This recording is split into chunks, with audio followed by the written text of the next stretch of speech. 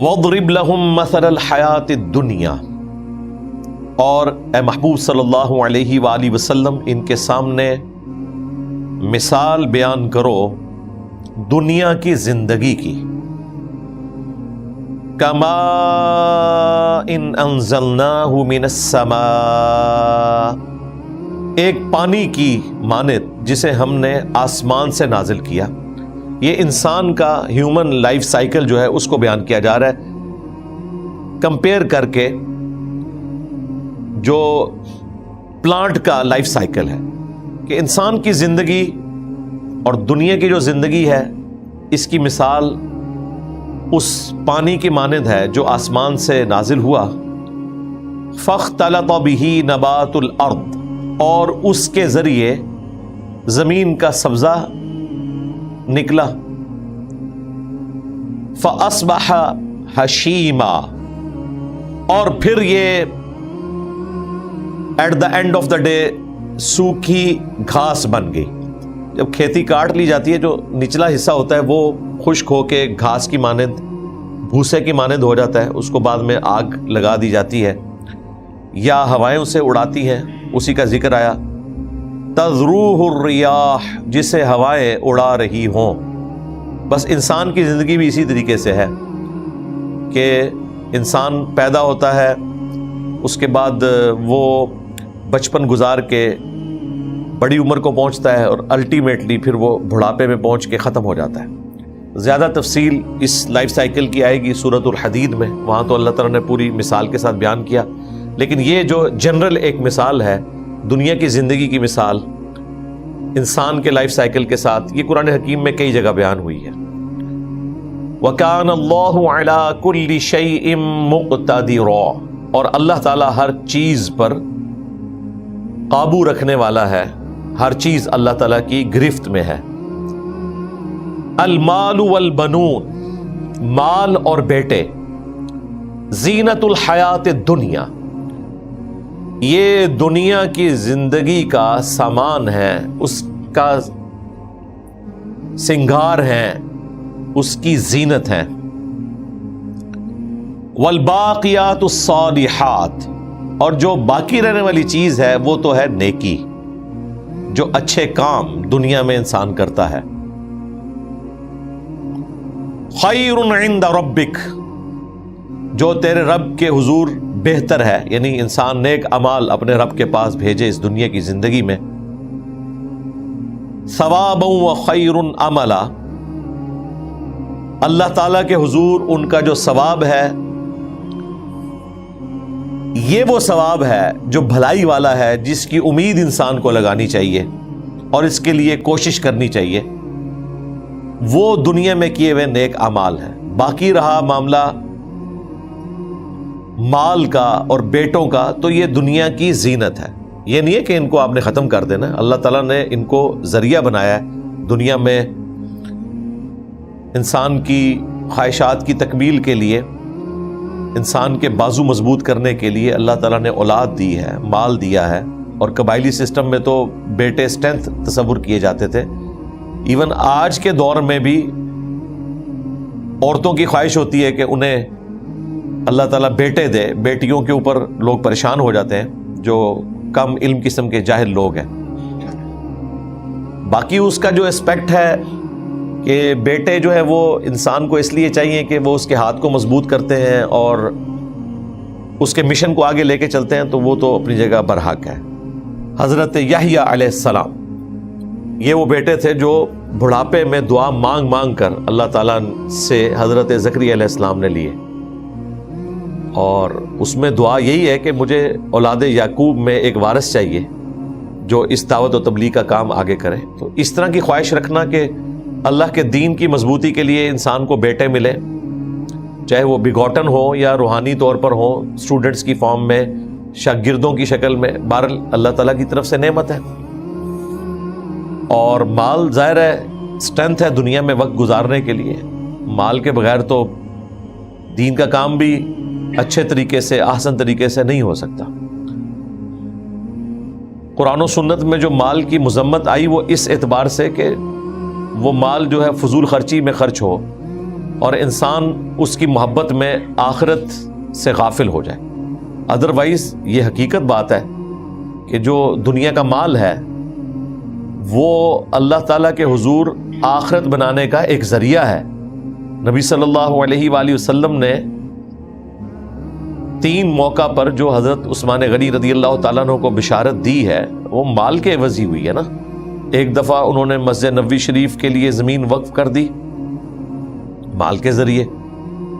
دوسری دفعہ انہوں نے ایک میٹھے پانی کا کنواں مسلمانوں کے لیے وقف کیا، ظاہر ہے وہ مال ہی تھا. اور اسی طریقے سے تیسری دفعہ غزوہ تبوک کے موقع کے اوپر حضرت عثمان غنی رضی اللہ تعالیٰ عنہ نے نبی صلی اللہ علیہ وآلہ وسلم کی خدمت میں 1000 دینار اشرفیاں وہ پیش کی. 700 اونٹوں کا ذکر بھی آتا ہے جامع ترمذی کے اندر. تو تینوں موقعوں پر نبی علیہ السلام نے انہیں جنت کی بشارت دی. اور غزوہ تبوک کے موقع پر تو آپ نے فرمایا کہ عثمان جنتی ہے، آج کے بعد جو چاہے مرضی کرے. یہ تینوں مواقع مال خرچ کر کے، تو اس طرح کا مال ہو جو اللہ کی راہ میں خرچ کیا جائے ضرورت کے موقع پر، تو یہ تو اللہ کے حضور ایک ذریعہ ہے آخرت بنانے کا.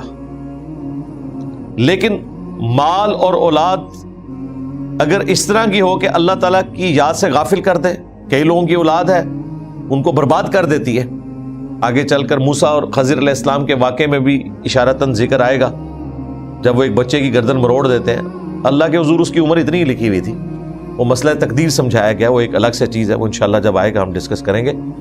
تو اس میں بھی ہے کہ اس بچے نے بڑا ہو کر ماں باپ کے لیے ایک مصیبت بننا تھا، سرکشی کا سبب بننا تھا. تو اس طرح کی اگر اولاد ہے کہ انسان کا قبلہ ہی خراب کر دے تو ظاہر ہے کہ اس سے تو بہتر ہے کہ اولاد نہ ہو. اگر اللہ تعالیٰ اولاد دے، مال دے، تو اللہ سے غفلت کا ذریعہ نہ ہو بلکہ اللہ تعالیٰ کے حضور کامیابی کا ذریعہ بنے تو پھر بالکل ٹھیک ہے. صحیح مسلم میں حدیث ہے کہ دنیا برتنے کی جگہ ہے اور سب سے بہترین سرمایہ نیک بیوی ہے. لیکن قرآن حکیم میں اللہ تعالیٰ نے کہا کہ تمہاری بیویوں میں بھی تمہارے لیے فتنہ ہے، تمہاری اولاد میں بھی فتنہ ہے، مال میں بھی فتنہ ہے. ایک طرف یہ بہترین سرمایہ ہے اور دوسری طرف فتنہ بھی ہے. یعنی جب ایکسٹریم رویے آئیں گے تو یہ چیزیں انسان کے لیے نقصان کا باعث بن سکتی ہیں، اور اگر ان کا پازیٹیو یوز کیا جائے تو یہ فائدے والی چیز ہے. وَيَوْمَ نُسَيِّرُ الْجِبَالِ، اور جس دن ہم پہاڑوں کو چلائیں گے. ظاہر ہے قیامت کے دن پہاڑ جو ہے وہ اون کی مانند اڑیں گے. اللہ تعالیٰ کی طرف سے گریوٹی ڈسٹرب ہو جائے گی، ہر چیز ہلا کے رکھ دی جائے گی، تو یہ اون کی طرح اڑتے ہوئے نظر آئیں گے جب ہم ان پہاڑوں کو چلائیں گے قیامت کے دن. وَتَرَى الْأَرْضَ بَارِزَةً، تو تم اس دن زمین کو صاف کھلی ہوئی دیکھو گے.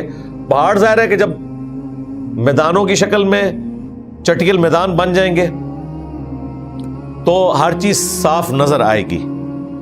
وَحَشَرْنَاهُمْ فَلَمْ نُغَادِرْ مِنْهُمْ أَحَدًا، اور ہم اس دن انہیں اٹھائیں گے تو ان میں سے کسی کو نہیں چھوڑیں گے. اللہ تعالیٰ کے حضور سب کے سب پیش ہوں گے، کوئی بھی اللہ تعالیٰ کے ریکارڈ سے باہر نہیں ہے. اللہ تعالیٰ قیامت کے دن سب کو زندہ کر لے گا. وَعُرِضُوا عَلَىٰ رَبِّكَ صَفًّا، اور سب کے سب تمہارے رب کے حضور پیش ہوں گے باندھے ہوئے، یعنی صف باندھے ہوئے، یا انہیں مجرمین کی شکل میں فاسقین کو پیش کیا جائے گا.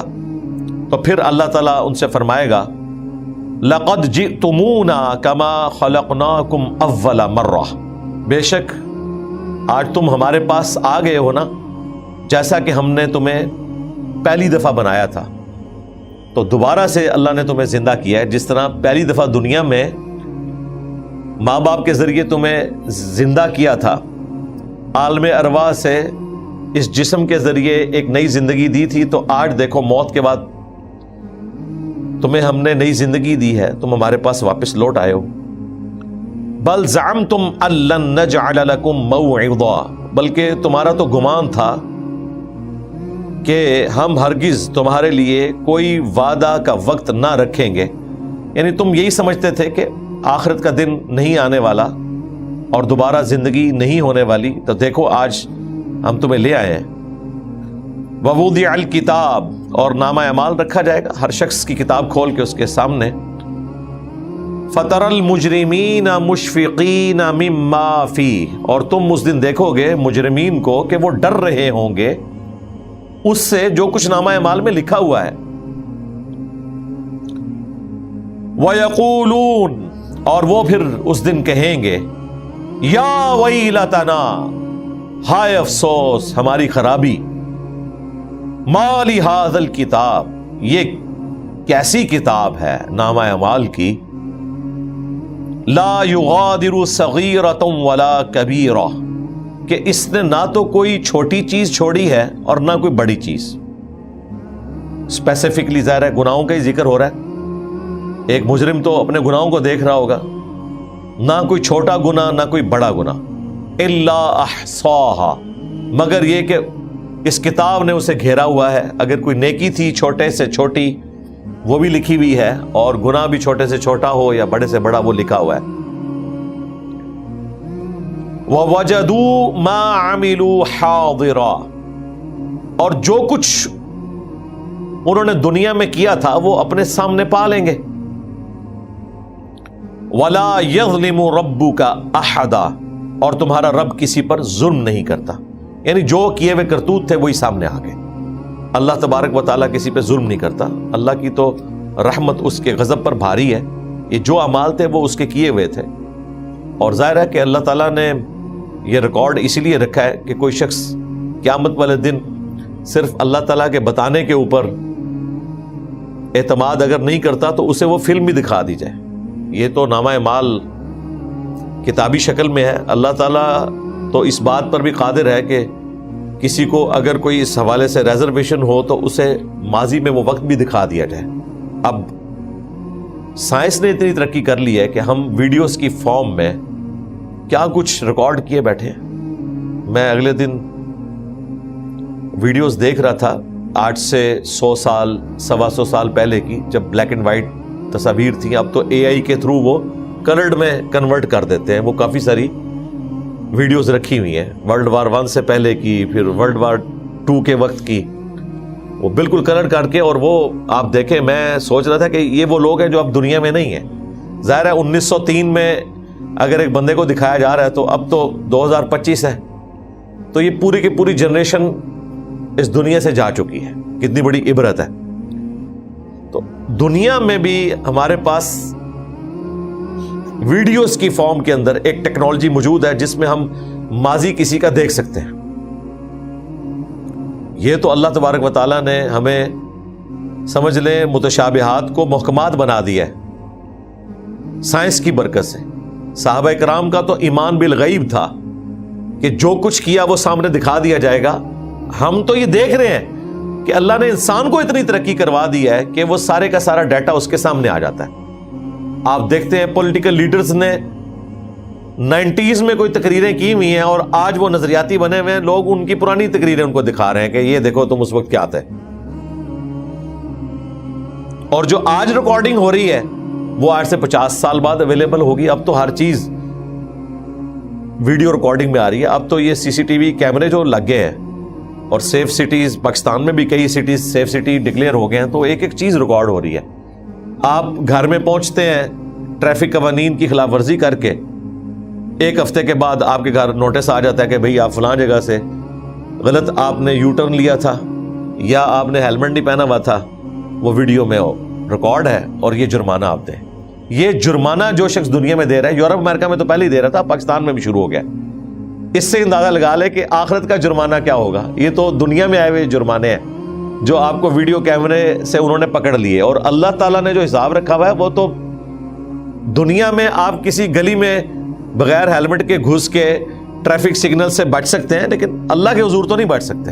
اگر کسی نے علیحدگی میں کوئی گناہ کیا ہے یا کسی کے سامنے کیا ہے، اعلانیہ کیا ہے، چھپ کے کیا ہے، اس کا کوئی ریکارڈ نہیں ہے، کوئی گواہ نہیں ہے، لیکن اللہ تبارک و تعالی وہ ساری چیزیں سامنے لے آئے گا۔ فَمَن يَعْمَلْ مِثْقَالَ ذَرَّةٍ خَيْرًا يَرَهُ وَمَن يَعْمَلْ مِثْقَالَ ذَرَّةٍ شَرًّا يَرَهُ۔ اگر کسی نے ذرہ برابر بھی خیر کی ہے تو وہ بھی آ جائے گی، اور ذرہ برابر شر کیا ہے تو وہ بھی آ جائے گا، اور اس سے بڑھ کر اس کی نیت کے اوپر بھی فیصلہ ہو جائے گا۔ اگر کسی نے نیک اعمال کیے تھے ریاکاری کے طور پر اور وہ نامہ اعمال میں لکھے ہوئے تھے، پیش تو کیے جائیں گے لیکن اللہ تعالیٰ کے حضور 0 سے ملٹیپلائی ہو جائیں گے دکھلاوے کے طور پر۔ جو مسلم شریف میں حدیث ہے کہ ایک شہید کو، ایک قاری کو اور ایک صحیح کو پیش کیا جائے گا، اللہ تعالیٰ ہر ایک کو الگ الگ اس کی جو نعمتیں ہیں جو شخص پہ اللہ تعالیٰ نے کی تھی وہ گنوائے گا، اور پھر پوچھے گا تو نے کیا کیا؟ شہید کہے گا جان دے دی، کیا کرتا، اس سے بڑی کوئی چیز تھی؟ اللہ تعالیٰ فرمائے گا اس لیے دی کہ لوگ تجھے کہیں بڑا بہادر ہے، اور دنیا میں تیری تعریف ہوئی، میرے ہاں کوئی اجر نہیں، اوندھا منہ کر کے جہنم میں۔ قرآن کا قاری کہے گا میں نے تو اوڑھنا بچھونا قرآن بنایا ہوا تھا، اسی کو پڑھتا تھا، اسی کی تبلیغ کرتا تھا۔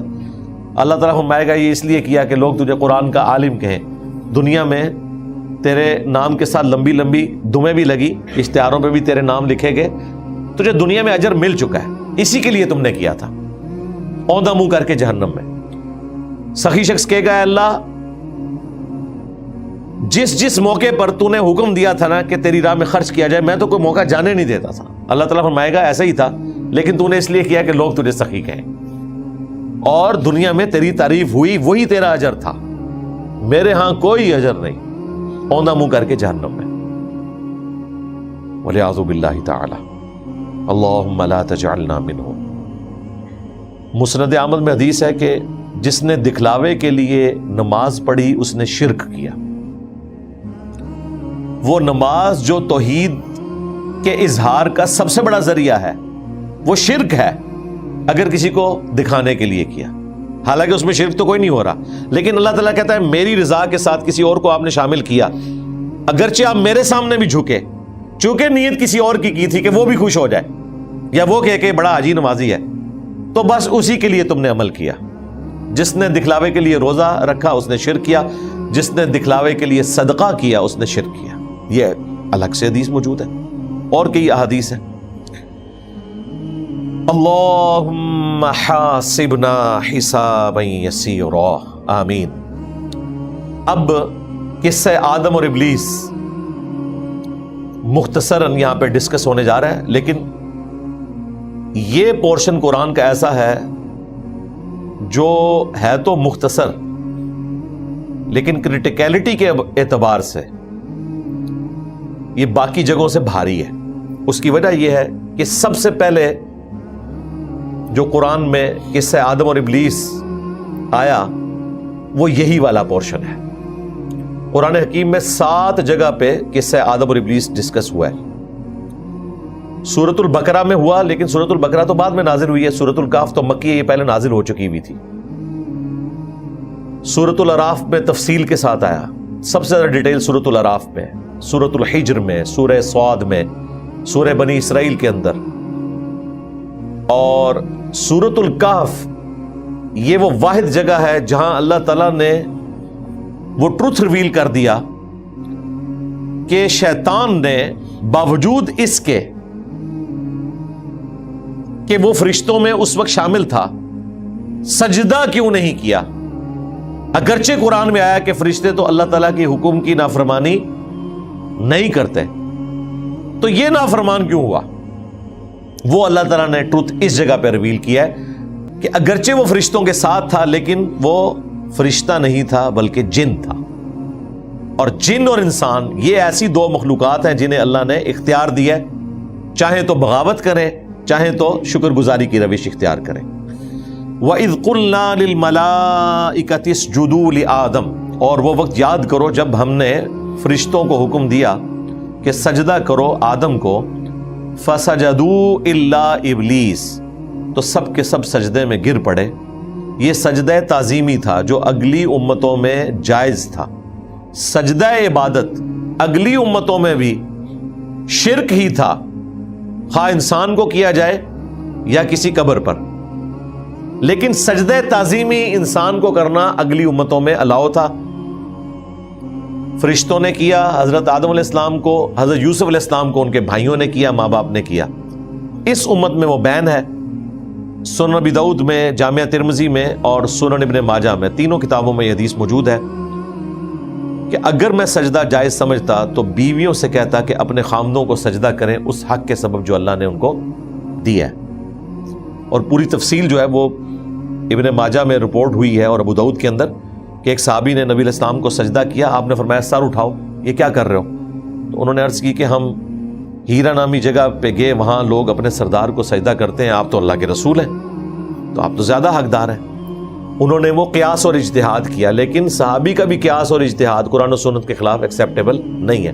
تو نبی علیہ السلام نے فرمایا جب میں فوت ہو جاؤں گا اور تم میری قبر سے گزرو گے کیا اس میں بھی سجدہ کرو گے؟ تو انہوں نے کہا نہیں یا رسول اللہ. تو فرمایا مجھے کیوں سجدہ کر رہے ہو؟ اگر میں سجدہ جائز سمجھتا تو بیویوں سے کہتا کہ اپنے خامدوں کو سجدہ کریں اس حق کے سبب جو اللہ تعالیٰ نے ان کو دیا ہے. تو یہ وہ سجدہ تعظیمی ہے. سب کے سب فرشتے سجدے میں گر پڑے سوائے ابلیس کے. کان من الجن، وہ جنوں میں سے تھا. ففسق عن امر ربی، پس اس نے اپنے رب کے حکم کی نافرمانی کی. یہ جو بات ہے نا کہ شیطان نے سجدہ کیوں نہیں کیا، اس کی ریزن کیا ہے کہ وہ فرشتہ ہے ہی نہیں تھا. فرشتہ ہوتا تو نافرمانی نہ کرتا، وہ جن تھا اس لیے نافرمانی کی. یہ جو آیت ہے نا وہ صرف یہاں پر ہے. باقی 6 جگہ پہ آپ قرآن پڑھیں اور ایتھیسٹ اعتراض بھی کرتے ہیں جی قرآن میں لکھا ہوا ہے فرشتے اللہ کے حکم کی نافرمانی نہیں کرتے، اور دیکھیں قرآن میں کنٹراڈکشن ہے کہ اللہ تعالیٰ کہہ رہا ہے کہ ہم نے فرشتوں کو حکم دیا کہ سجدے میں گر پڑو اور ابلیس نے سجدہ نہیں کیا. تو یہ تو آپس میں آیات ٹکرا رہی ہیں. اور آپ کا تو دعویٰ ہے سورۃ النساء کی آیت نمبر 82 کہ اگر قرآن کسی اور ہستی کی طرف سے ہوتا اللہ کے سوا تو اس میں اختلاف کثیر ہوتا، تو اس میں تو اختلاف کثیر ہے. تو پھر ہم ان کو یہ حصہ پیش کرتے ہیں کہ وہ جن تھا، فرشتہ تو ہے ہی نہیں تھا. اس سے یہ بھی رزلٹ نکلا کہ قرآن پاک کا اگر ایک صفحہ، ایک آیت بھی آپ نکال دیں تو قرآن حکیم کی اس کمزوری کی ریمیڈی نہیں ہو سکتی. مثلا میں یہ پورشن نکال دوں، صرف یہ والا پورشن، تو پورے قرآن میں آپ کو اس کا جواب ہی نہیں ملے گا کہ شیطان جو کہ بظاہر لگ رہا تھا کہ فرشتہ ہے اس نے سجدہ کیوں نہیں کیا. اچھا، پھر ایک اور اعتراض بھی کیا بعض ایتھیسٹ نے کہ یہ تو فرشتوں کو حکم تھا، شیطان کو تو حکم ہی نہیں تھا. تو اس کا جواب بھی ہے کہ عربی میں تغلیب کا قاعدہ استعمال ہوتا ہے. ایک کلاس میں اگر 50 اسٹوڈنٹس ہیں نا، 49 جو ہیں وہ میل اسٹوڈنٹس ہیں اور ایک فیمیل، اور کلاس ریپریزنٹیٹیو کہتا ہے نا بوائز اسٹینڈ اپ ٹیچر کے احترام کے لیے، تو گرل کو کہنا ضروری نہیں ہے، وہ ڈومیننٹ سیگا استعمال کرے گا. قرآن میں بھی مردوں کے سیگے استعمال ہوئے ہیں، ان میں عورتیں بھی شامل ہیں. چونکہ یہ وہ جن تھا جو فرشتوں کے ساتھ رہتا تھا، جب حکم ہوا تو اسے بھی حکم تھا. اس پر تر رہا یہ کہ جب سجدہ اس نے نہیں کیا تو اللہ نے پوچھا تو نے سجدہ کیوں نہیں کیا؟ تو اس نے آگے سے یہ نہیں کہا مجھے تو حکم ہی نہیں تھا، یہ تو فرشتوں کو حکم تھا. اس نے کہا کہ میں اس سے بہتر ہوں، اس کو تو نے مٹی سے پیدا کیا اور مجھے آگ سے پیدا کیا. لہذا یہ اعتراض ختم ہو گیا. اس کو کہتے ہیں تطبیق، انگلش میں آپٹیمل سولوشن، کہ آپ کوئی ایسی بات کریں کہ بیک وقت بظاہر ٹکرانے والی ساری کی ساری آیات ایک جگہ جمع ہو جائیں اور آپ اس سے رزلٹ نکالیں. جو لوگ منکرین احادیث ہیں وہ اکثر احادیث کے اوپر یہ اعتراض کرتے ہیں کہ جی دیکھیں ایک حدیث میں کچھ اور الفاظ ہیں، وہی حدیث ایک دوسرا صحابی بیان کر رہا ہے، اس میں الفاظ ذرا ڈیفرنٹ ہیں. اب مسلم شریف میں تو ایک حدیث کئی صحابہ سے، وہ سارے طرق امام مسلم نے ایک جگہ جمع کیے ہوتے ہیں. بعض الفاظ ایک طریق میں ہوتے ہیں، بعض دوسرے میں. تو لوگ کہتے ہیں جی یہ کیا ہوا، اگر نبی علیہ السلام نے کوئی فرمان ارشاد فرمایا تھا تو ایک جیسے الفاظ ہونے چاہیے تھے، یہ تھوڑا بہت فرق کیوں ہے؟ تو ان کو پھر میں پھکی دیتا ہوں جو اس بنیاد کے اوپر حدیث کا مذاق اڑاتے ہیں کہ قرآن پاک میں بھی تو قصہ آدم اور ابلیس 7 دفعہ آیا ہے. الفاظ کا چناؤ بھی ڈیفرنٹ ہے، مفہوم ایک ہے لیکن الفاظ کا چناؤ بھی ڈیفرنٹ ہے، اور بعض جگہ مسنگ ایلیمنٹ ہیں جو دوسری جگہ پہ کلیریفائی ہوئے ہیں. ایک ہی بات کو مختلف الفاظ میں بیان کیا گیا ہے، بالمفہوم بیان ہوا ہے یہ. ظاہر ہے جب ابلیس کی اور اللہ کی گفتگو ہوئی ہے تو ظاہر ہے وہ جملے تو کامن تھے نا. قرآن میں 7 دفعہ ایک جیسے جملے آنے چاہیے تھے، لیکن ایسا نہیں ہے. قرآن حکیم میں سورتوں کا جو وزن ہے اس میں بٹھایا گیا ان جملوں کو بات پہنچانے کے لیے. تو اگر قرآن پاک میں اللہ تعالیٰ نے ایک واقعے کو 7 انداز میں بیان کیا ہے اور مفہوم ایک ہے، تو حدیث میں اگر آ گیا تو اس میں کوئی ایسی بات نہیں ہے. مقصد تو بات کو سمجھانا ہے. اور یہ بھی یاد رکھیے گا، یہ جو اللہ کی اور شیطان کی گفتگو ہے یہ اس طرح نہیں ہے جس طرح ہم آپس میں ایک دوسرے سے بات کرتے ہیں. اس کی کیفیت قرآن نے بیان نہیں کی ہے کہ اللہ نے جو گفتگو کی وہ شیطان کے ساتھ کیسے ہوئی اور شیطان نے آگے جو جواب دیا اس کے اوپر اللہ تعالیٰ نے جو رسپانس کیا، یہ گفتگو کا فیز کیا تھا، اس کا موڈ کیا تھا، یہ بیان نہیں ہوا. بہرحال اللہ تعالیٰ فرما رہے کہ وہ جن تھا اس لیے اس نے اپنے رب کی نافرمانی کی. اب اللہ تعالیٰ ان انسانوں سے جو اپنے رب کے تابع فرمان رہنا چاہتے ہیں ایک گلہ اور شکوہ کر رہا ہے سمجھانے کے انداز میں. افتتخذونہ وذریتہ اولیاء من دونی، بھلا کیا تم اس شیطان کو اور اس کی اولاد کو اپنا پشت پناہ اور دوست مان لوگے اللہ کو چھوڑ کر، مجھے چھوڑ کر. اللہ تعالیٰ کہہ رہا ہے کہ اس شیطان کو جو اپنے رب کا نافرمان تھا اور اس کی اولاد کو تم دوست رکھے ہوئے ہو مجھے چھوڑ کر. اور پھر اللہ تعالیٰ نے ایک اور بات ذکر کی، وَهُمْ لَكُمْ عَدُوٌّ، جبکہ شیطان اور اس کی اولاد تمہارے دشمن ہیں. انسان تم سے جیلس ہوئے ہیں. دیکھیں شیطان کی اللہ سے تو کوئی دشمنی نہیں ہے، اللہ سے تو اس کی کوئی دشمنی نہیں ہے. وہ تو اللہ کو اللہ مان رہا ہے، اتنا مان رہا ہے کہ وہ تو کہہ رہا ہے اللہ مجھے مہلت دے، میں ان کی جڑ ختم کر کے رکھ دوں گا انسانوں کی. اللہ کو وہ کچھ نہیں کہہ رہا، اللہ کو تو اپنا رب مان رہا ہے، مہلت بھی اللہ سے مانگ رہا ہے. اس کی جیلسی جو ہے نا وہ ہے انسان کے ساتھ. اسی لیے اللہ تعالیٰ نے ایک اور موقع پہ فرمایا کہ شیطان تمہارا کھلا دشمن ہے، اسے تم بھی دشمن جانو. اس نے تو طے کر لیا ہے کہ تم دشمن ہو، لیکن تم نے اسے کیجول لیا ہوا ہے. وہ اور اس کی اولاد، اس کو تم اپنا دوست بنا لو گے مجھے چھوڑ کر. اولاد کا ذکر اس لیے ہے کہ شیطان چونکہ سپیشی کے اعتبار سے جن ہے اور اس کی بھی اولاد ہوتی ہے. صحیح مسلم میں حدیث ہے کہ اللہ تعالیٰ نے ہر انسان کے ساتھ ایک فرشتہ اور ایک شیطان کا بچہ جن اٹیچ کر دیا ہے. یعنی ایک تو بڑا جن ہے نا ابلیس، چھوٹے جنات بھی ہیں. ہر انسان کے ساتھ الگ الگ ایک جن اٹیچ ہے. وہ جن اسے برائی کی طرف بلاتا ہے اور فرشتہ اچھائی کی طرف. ایک صحابی نے بڑی جرت کر کے پوچھا، یا رسول اللہ آپ کے ساتھ بھی وہ شیطان ہے جو آپ کو برائی کی طرف بلاتا ہو؟ آپ نے فرمایا میرے ساتھ بھی تھا، لیکن اللہ تعالیٰ نے مجھے اس کے اوپر قدرت دی. میرے ساتھ جو شیطان اٹیچ تھا وہ مطیع ہو گیا، وہ مسلمان ہو گیا، وہ مجھے اچھائی کی طرف بلاتا ہے. لیکن یہ پروٹوکول صرف رسول اللہ کا ہے صلی اللہ علیہ وآلہ وسلم. ہاں، اسی لیے رسول اللہ کے بعد کوئی آئیڈیل 100% اس اعتبار سے نہیں ہو سکتا، کیونکہ اسے اللہ تعالیٰ کی طرف سے یہ اسپیشل پروٹیکشن حاصل نہیں ہے کہ اس کے ساتھ جو شیطان اٹیچ ہے وہ مطیع ہو گیا ہو. باقی انسان ہمت کر کے اپنے آپ کو گناہوں سے بچا سکتا ہے، لیکن 100% جو کنفرمیشن ہے وہ صرف پیغمبر کے لیے صلی اللہ علیہ وآلہ وسلم. تو اللہ تعالیٰ فرما رہا ہے کہ وہ اور اس کی اولاد کو تم دوست بناؤ گے مجھے چھوڑ کر، جبکہ وہ تو تم سے دشمنی نبھا رہے ہیں. باقی جگہوں پہ تو آیا نا کہ شیطان نے کہا کہ مجھے تو مہلت دے، میں ان سب کو گمراہ کر دوں گا سوائے چند لوگوں کے. اور اللہ تعالیٰ نے فرمایا اس نے کر دکھایا پھر جو اس نے دعویٰ کیا تھا، سوائے چند لوگوں کے سب لوگ اس کے ساتھ اٹیچ ہو گئے. وَلِعَاذُ بِاللَّهِ تَعَالَى. بِئْسَ لِلظَّالِمِينَ بَدَلًا، ظالموں کو کیا ہی برا بدل ملا. یعنی شیطان کے ساتھ دوستی کر کے جن لوگوں نے اپنی جانوں پر خود ظلم کیا تو آخرت میں وہ ناکام ہوئے، اور جنہوں نے شیطان کے ساتھ دوستی کی ہے تو کیا ہی عجیب یہ دوستی ہے اور کیا ہی یہ برا بدلہ ہے جو انہوں نے اللہ تعالیٰ سے اس اعتبار سے لیا. نافرمانی کر کے ہونا تو چاہیے تھا اللہ تعالیٰ کے ساتھ دوستی گانٹتے، اللہ کے ساتھ گانٹتے، اس کے پیغمبر کی اتباع کرتے تو آخرت میں کامیابی ہوتی.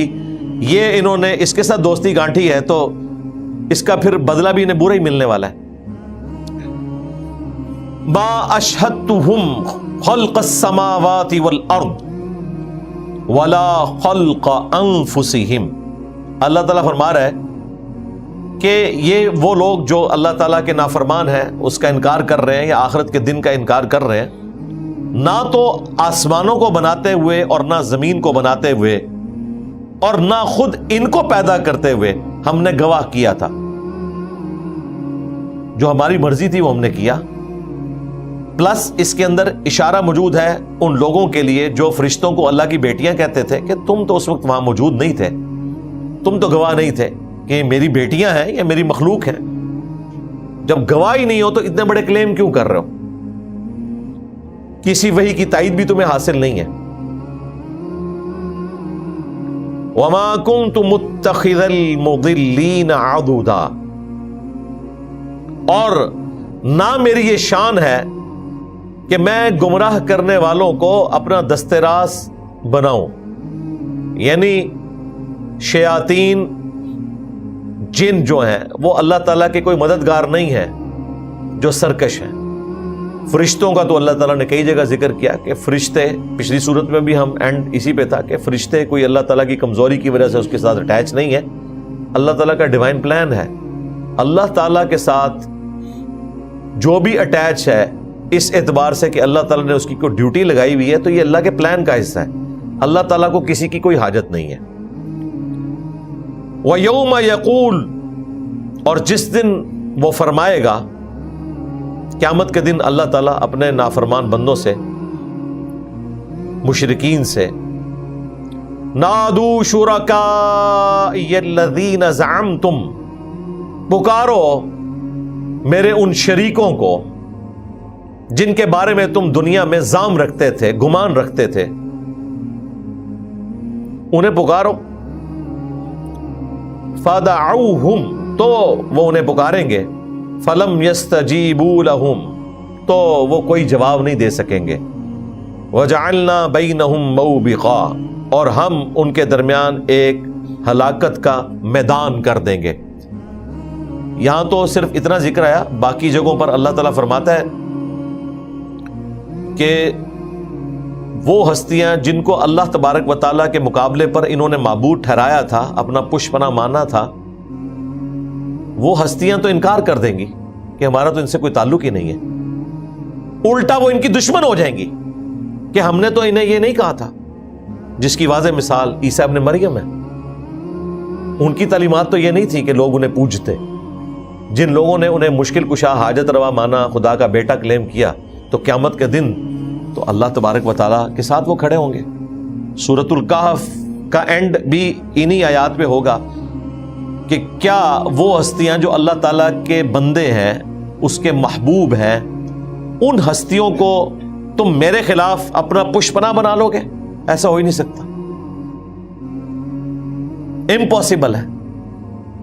دوسرا، for the sake of argument, کوئی بڑے سے بڑی ہستی بھی خدا کے مقابلے پہ کسی کی پشپنا بن بھی جائے تو کیا کر سکتی ہے؟ سارا اختیار تو اللہ ہی کا ہے. اسی کو اللہ تعالیٰ نے پھر بڑے سخت انداز میں بیان کیا نا، لقد کفر الذین قالوا ان اللہ هو المسیح ابن مریم، بے شک وہ لوگ کھلا کفر کر رہے ہیں جو کہہ رہے ہیں کہ اللہ ہی عیسیٰ ابن مریم ہے، یعنی عیسیٰ اور اللہ ایک ہیں. وہ عقیدہ جو پروٹیسٹنٹ کا ہے. قل فمن یملک من اللہ شیئا، اے نبی ان سے فرماؤ بھلا بتاؤ تو اللہ کا کوئی کیا بگاڑ لے گا.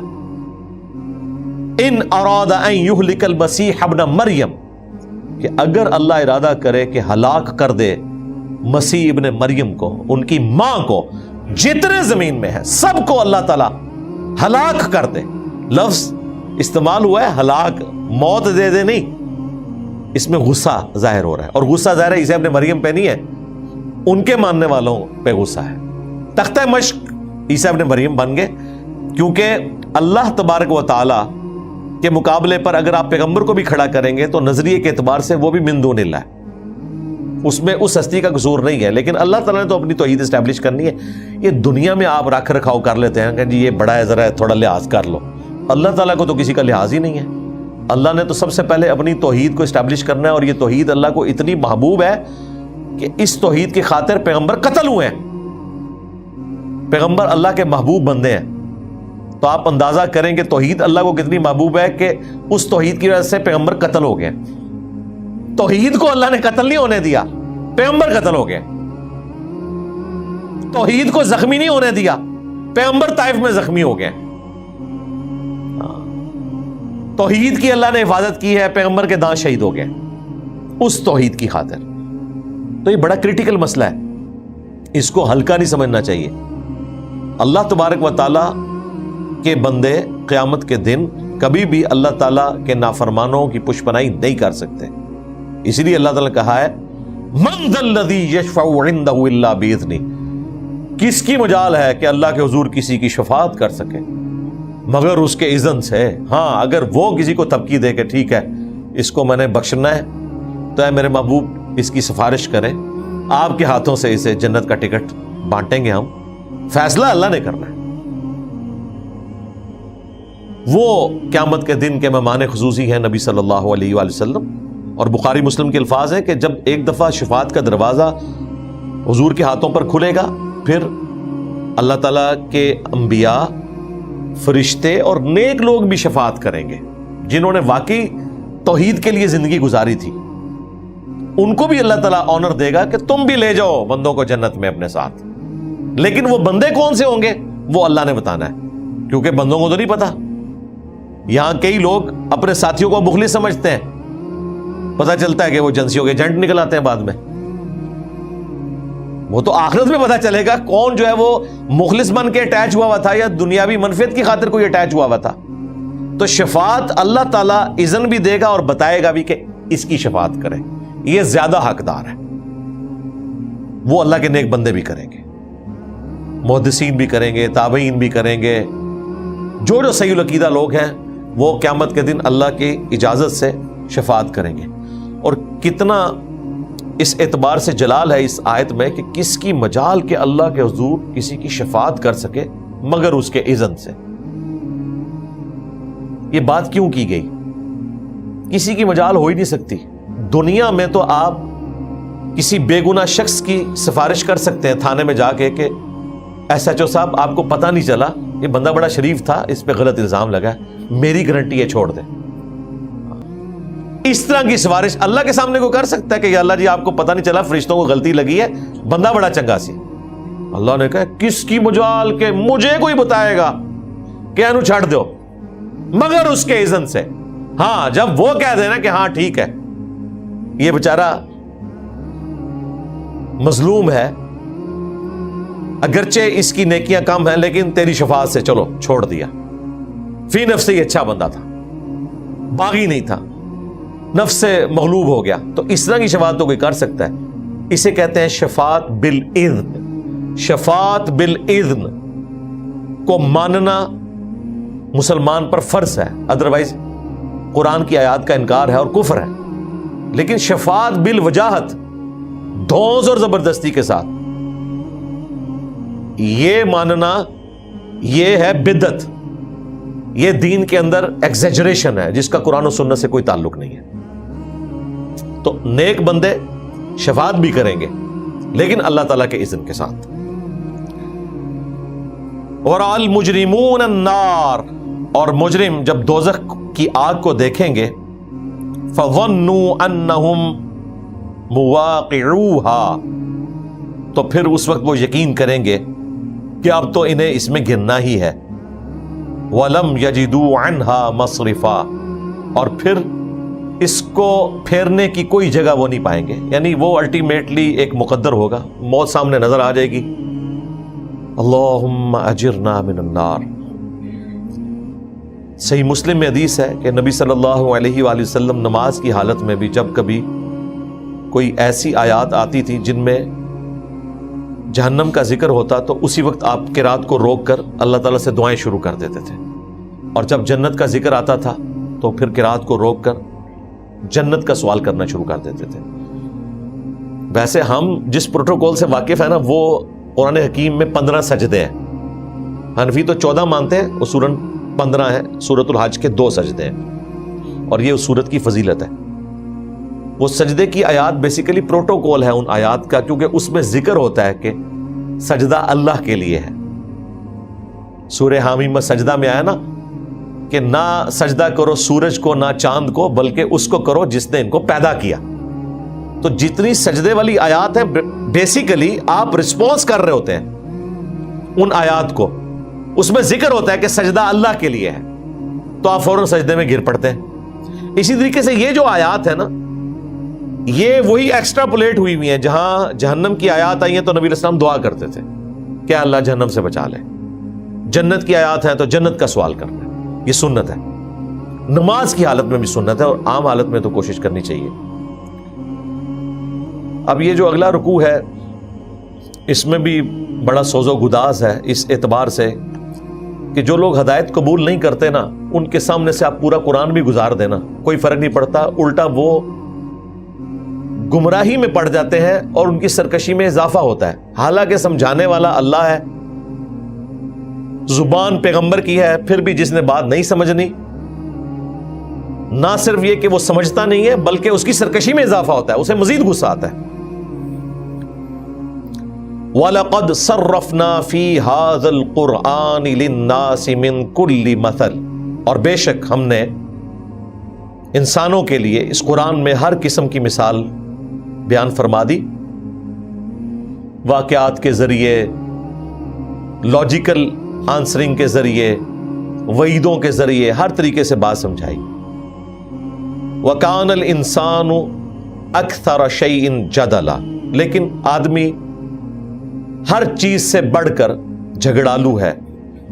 یعنی انسان کی یہ روش ہے کہ وہ جھگڑا کرتا ہے. جھگڑا مراد یہ کہ وہ کاؤنٹر آرگومنٹ کرتا ہے. کافر بھی کرتے ہیں, مر کے جب مٹی ہو جائیں گے ان ہڈیوں میں سے دوبارہ اللہ ہمیں کس طرح زندہ کرے گا. مسلمان بھی کرتے ہیں. ماں اپنے بچے کو نہیں جہنم میں جلا سکتی, اللہ تعالیٰ کیسے بندوں کو جلائے گا. یہ ہے, یعنی انہیں نہیں نظر کہ اللہ ہی بتا رہا ہے کہ میں نافرمانوں کو جہنم میں پھینکوں گا, پھر وہ کہتے ہیں یہ کیسے ہو سکتا ہے. وہ تو ماں سے زیادہ محبت کرنے والا ہے. جی ماں سے زیادہ محبت کرنے والا ہے اپنے ان بندوں سے جو واقعی اسے رسپانس کریں. جو رسپانس نہیں کرتے باغی ہیں ان کو تو اللہ تعالیٰ کہتا ہے یہ جانوروں سے بدتر ہیں. اولئک کالانعام بل ہم اضل, ان کے لیے یہ نہیں ہے. ہاں ایک ایسی رحمت ہے جو سب کو گھیرے ہوئے ہے, وہ ہے کہ اللہ تعالیٰ انسان کو حق اور باطل کی تمیز سکھا دیتا ہے, اسے وارن کر دیتا ہے. یہ اللہ کی رحمت ہے ایک نافرمان کے لیے بھی کہ اسے بتایا جاتا ہے کہ بھائی تیرے ساتھ یہ ہونے والا ہے. یہ اس کی رحمت ہے. باقی اس نے اس رحمت کو کیچ کرنا یا نہیں کرنا یہ اب اس کی مرضی ہے. جو کیچ کر لے گا بچ جائے گا, جو نہیں کرے گا مارا جائے گا.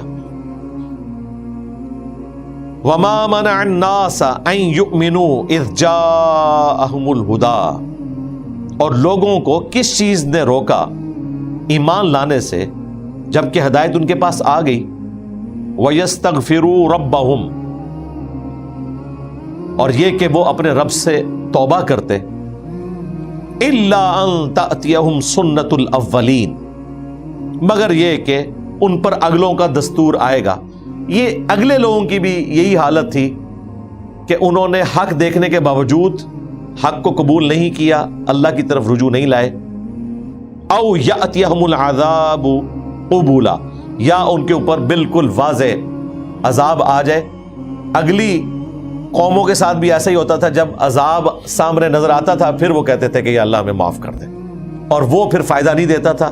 سورہ یونس میں آیا کہ کبھی ایسا نہیں ہوا کہ کسی کے لیے ہم فیصلہ کریں عذاب کا اور وہ عذاب ٹل جائے سوائے قوم یونس کے. انہوں نے جب عذاب دیکھا اور اس وقت انہوں نے چیخو پکار کی تو اللہ تعالیٰ نے انہیں قبول کر لیا.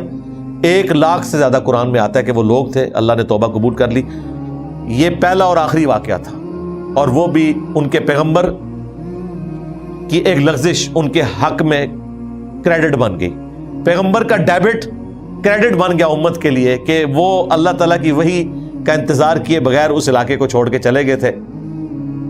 اور پھر وہ کشتی والا واقعہ ہوا, اللہ تعالیٰ نے ہدایت دے دی پیچھے سے قوم کو, ورنہ کبھی ایسا نہیں ہوا ہمیشہ ایسا ہی ہے کہ جب عذاب کے آثار نظر آتے ہیں تو لوگ پھر چیختے ہیں کہ ہم ایمان لے آئے، لیکن اس وقت ایمان لانا فائدہ نہیں دیتا۔ فرعون ایمان لے آیا تھا، قرآن میں آیا، ڈوبتے ہوئے اس نے کہا کہ میں موسیٰ اور ہارون کے رب پر ایمان لایا، بنو اسرائیل کے رب پر ایمان لایا۔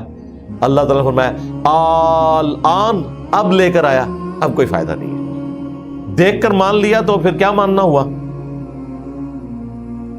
وما نرسل المرسلین الا مبشرین ومنذرین، اور ہم نے رسولوں کو نہیں بھیجا مگر خوشخبری دیتے ہوئے اور ڈر سناتے ہوئے۔ خوشخبری اللہ تعالیٰ سے ملاقات کی، جنت کی، اور ڈر سناتے ہوئے آخرت کے دن کا، اللہ کے حضور جواب دہی کا ڈر۔ وَيُجَادِلُ الَّذِينَ كَفَرُوا بِالْبَاطِلِ، اور جو کافر ہیں وہ جھگڑا کرتے ہیں، مجادلہ کرتے ہیں باطل کے ذریعے، لِيُدْحِضُوا بِهِ الْحَقِّ، کہ اس کے ذریعے حق کو مٹا دیں۔ وَاتَّخَذُوا آيَاتِي وَمَا أُنذِرُوا هُزُوًا، اور پھر وہ بنا لیتے ہیں ہماری آیات کو اور جو ہم نے نازل کیا ہنسی بنا لیتے ہیں، ان کی ٹھٹا اور مذاق کرتے ہیں۔ وَمَنْ أَظْلَمُ مِمَّنْ ذُكِّرَ بِآيَاتِ رَبِّهِ، اور اس سے بڑھ کر ظالم کون ہوگا کہ جسے نصیحت کی جائے اس کی رب کی آیات کے ذریعے، فَأَعْرَضَ عَنْهَا، اور اس کے باوجود وہ اپنا رخ پھیر لے، روگردانی کرے، وَنَسِيَ مَا قَدَّمَتْ يَدَاهُ، اور بھول جائے جو اس نے آگے کرتوت بھیجے ہوئے، آخرت کی زندگی سے غافل ہو جائے اور من پسند زندگی گزارے۔ اللہ تعالیٰ ان کے بارے میں کہہ رہے ہیں یہ وہ لوگ ہیں کہ اِنَّا جَعَلْنَا عَلَىٰ قُلُوبِهِمْ أَكِنَّةً، یہ وہ لوگ ہیں جن کے دلوں کے اوپر ہم نے غلاف چڑھا دیے، کیونکہ انہوں نے حق بات کو قبول نہیں کیا، جان بوجھ کر، سمجھ آنے کے باوجود اپنی چودراہٹ کو قائم رکھنے کے لیے یا اپنی مرضی کی زندگی گزارنے کے لیے۔ أَن يَفْقَهُوا، کہ یہ بات کو سمجھ سکیں، اللہ تعالیٰ نے ان کے دلوں کے اوپر غلاف چڑھا دیے۔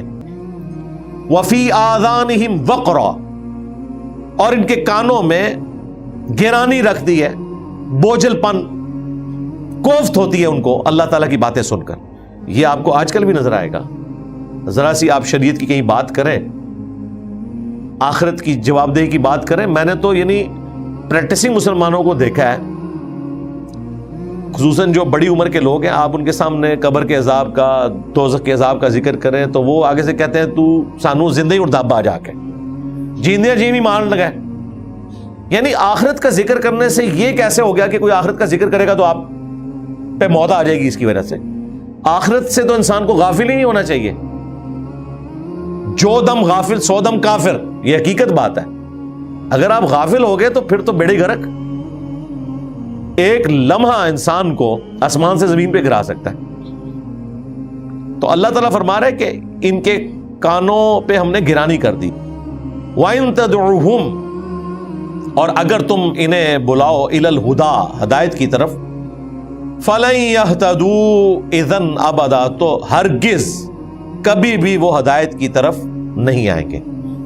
اب یہ آؤٹ آف کانٹیکسٹ بظاہر لگ رہی ہے بات کہ اللہ تعالیٰ جو ہے وہ چاہتا ہے کہ لوگوں کو جہنم میں پھینک دے، نعوذ باللہ، ایسا نہیں ہے۔ یہ ان لوگوں کا ذکر ہے کہ جو اللہ تعالیٰ کی آیات سے جان بوجھ کر روگردانی کرتے ہیں۔ یہ نہیں ہے کہ وہ روگردانی اس لیے کر رہے ہیں کہ اللہ تعالیٰ نے پہلے ہی دلوں کے اوپر غلاف چڑھا دیا ہوا ہے، نہیں، وہ ذکر آ گیا کہ اس سے بڑھ کر ظالم کون کہ جو اللہ تعالیٰ کی آیات کو سنے اور پھر ان سے منہ پھیر لے۔ سورہ الانعام کی آیت نمبر 110 میں آیا کہ ہم ان کے دلوں کو اور آنکھوں کو پھیر دیں گے حق بات قبول کرنے سے، جس طرح پہلی دفعہ جب ان کے سامنے حق کھلا تھا تو انہوں نے روگردانی کی تھی، اور اب اگر آسمان سے فرشتے بھی ان پر نازل ہوں، مردے قبروں سے نکل کے ان سے باتیں کریں، تب بھی یہ ایمان نہیں لے کر آئیں گے، حتیٰ کہ ان کے سامنے وہ تمام چیزیں ظاہر کر دی جائیں، یعنی کہ آخرت کا دن، تب بھی یہ ایمان نہیں لائیں گے۔ یہ ہے وہ ختم اللہ علی قلوبہم وعلی سمعہم وعلی ابصارہم غشاوہ، ختم اللہ علی قلوبہم، اللہ تعالیٰ نے ان کے دلوں کے اوپر مہر لگا دی، وعلی سمعہم، اور کانوں کے اوپر، وعلی ابصارہم غشاوہ، اور آنکھوں پر پردہ۔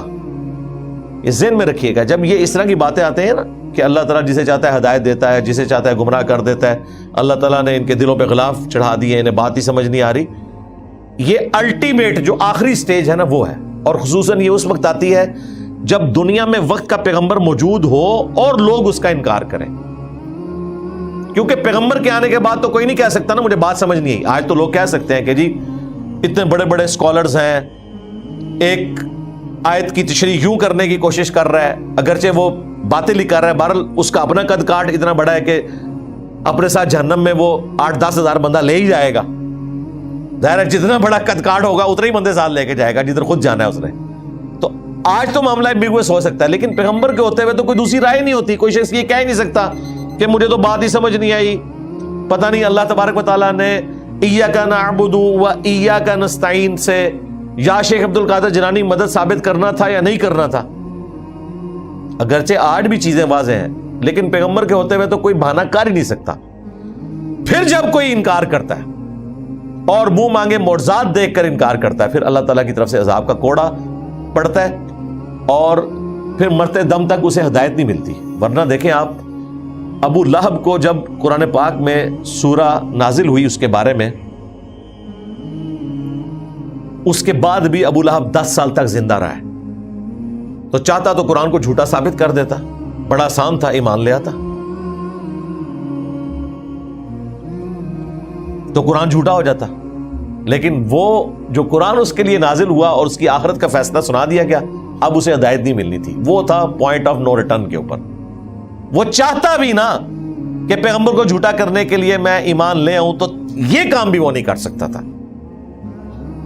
تو یہ بڑا خطرناک معاملہ ہے۔ ربنا لا تزغ قلوبنا بعد اذ هديتنا وهب لنا من لدنك رحمة انك انت الوهاب آمین۔ وَرَبُّكَ الْغَفُورُ ذُو الرَّحْمَةِ، اور تیرا رب بخشنے والا ہے، رحمت والا ہے۔ لَوْ يُؤَاخِذُهُمْ بِمَا كَسَبُوا، اگر وہ لوگوں کو ان کے اعمال کے بدلے میں پکڑنا شروع کر دیتا، لَعَجَّلَ لَهُمُ الْعَذَابَ، تو بہت جلد ان پر عذاب بھیج دیتا۔ بَلْ لَهُمْ مَوْعِدٌ لَن يَجِدُوا مِن دُونِهِ مَوْئِلًا، بلکہ اللہ تعالیٰ کے ہاں تو ایک وعدہ کا وقت ہے جس کے سامنے کوئی پناہ نہ پائیں گے۔ یعنی اللہ تعالیٰ نے طے کیا ہے کہ فوراً نہیں پکڑے گا، ڈھیل دے گا، اور جو گمراہ ہیں ان کو اس لیے ڈھیل دے گا تاکہ اور گناہ کریں، یہ بھی قرآن میں آیا، اور بڑے عذاب کے مستحق ہو۔ یہ دیکھیں اللہ تعالیٰ کا غصہ۔ اللہ کا وہ تعارف جو ہمیں لوگ کرواتے ہیں یہ ڈیفرنٹ ہے، اور جو اللہ تعالیٰ کا غصہ قرآن میں نظر آتا ہے وہ ڈیفرنٹ ہے۔ اللہ تعالیٰ کہتا ہے ہم رسی اس لیے ڈھیلی کرتے ہیں اس سے بڑے بڑے غلط کام کریں تاکہ بڑے عذاب کے مستحق، اور جو ایسے لوگ ہیں جنہیں بات سمجھ نہیں آ رہی انہیں ڈھیل ملتی ہے کہ وہ اللہ کی طرف پلٹ آئے، تو ایسے لوگ بھی ہوتے ہیں۔ وَتِلْكَ الْقُرَىٰ أَهْلَكْنَاهُمْ لَمَّا ظَلَمُوا، اور یہ بستیاں ہیں ہم نے تباہ کر دی جب انہوں نے ظلم کیا اپنی جانوں پر وقت کے پیغمبر کا انکار کر کے۔ وَجَعَلْنَا لِمَهْلِكِهِمْ مَوْعِدًا، اور ہم نے ان کی بربادی کا ایک وعدہ رکھا تھا۔ بیسیکلی اللہ تعالیٰ مشرکین عرب کو بتا رہا ہے کہ جب وعدہ آئے گا تو تم پر بھی وہ عذاب آ جائے گا جو اگلی قوموں پر آیا تھا، اور غزوہ بدر کی شکل میں آیا، اس کے بعد غزوہ احد کی شکل میں اور خندق کی شکل میں، اور پھر الٹیمیٹلی فتح مکہ کے موقع پر بڑا عذاب آیا۔ لیکن اللہ کا شکر ہے لوگ ایمان لے آئے، اور جو لوگ ہلاک ہوئے وہ تو ہلاک ہوئے، اور جن کو اللہ نے موقع دیا انہوں نے حق بات قبول کر لی۔